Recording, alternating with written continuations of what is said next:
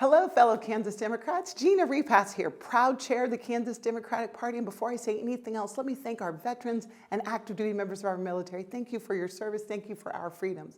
Well, welcome to our weekly chair chat. For those of you joining us for the first time, this is my way of coming directly to Democrats in Kansas. It replaces a written weekly newsletter, and I borrowed this from FDR's Fireside Chats. Now, these are obviously pre-recorded, so if there's something you want me to talk about or celebrate, please email us at info@kansasdems.org. That's info@kansasdems.org, and we will take your suggestions. Now, if there's something more pressing and you need to get a hold of us, please give us a call. We have a lovely person answering our phones. Well, let's get right into it. These chair chats start with either good news or not so good news, and I try to end on some good or better or great news, so we all need a little bit of hope. So let's start with the fact that we are 1 week and 2 days away from Election Day, and early voting has already happened. If you want information about where you vote, how to vote, if you're registered, please go to ksvotes.org, ksvotes.org.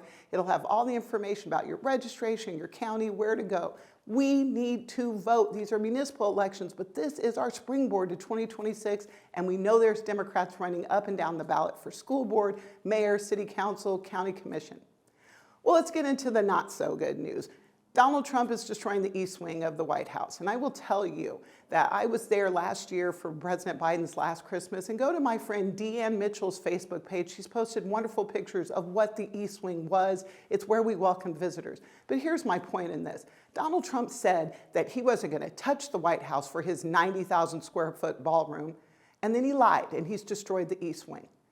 Here's my question to you and to others. When you're talking to Republicans who may have voted for Trump, don't tell them they were wrong and that they should regret their vote. Just ask them if they're tired of being lied to. Because the American people are tired of being lied to. Just tell us the truth. And by the way, the only thing he's telling the truth about is his worst instincts. So that brings us to the next point, which is our government shutdown.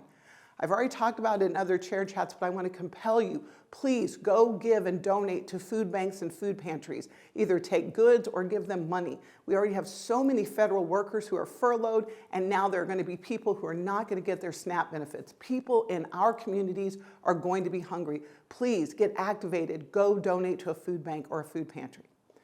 Okay, deep breath and a pivot. Let's talk about some good news and things that Democrats have been doing.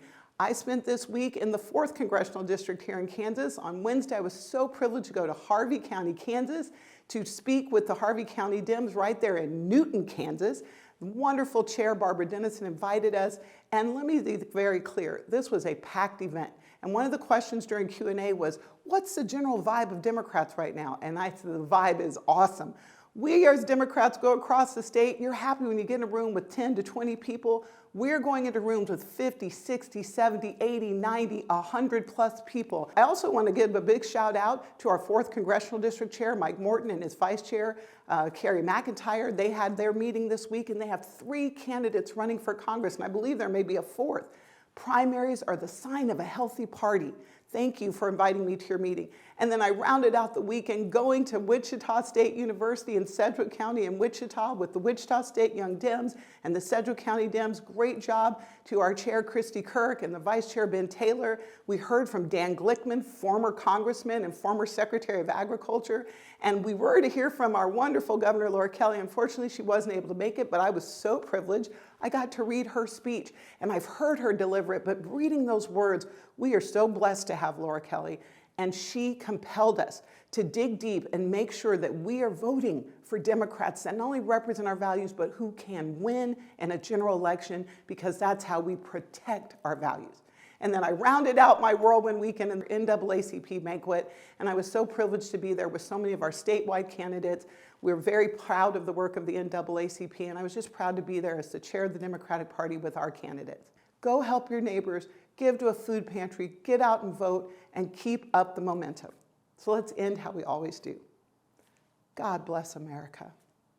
God bless the great state of Kansas. Yeah, in case State won. And God bless you all.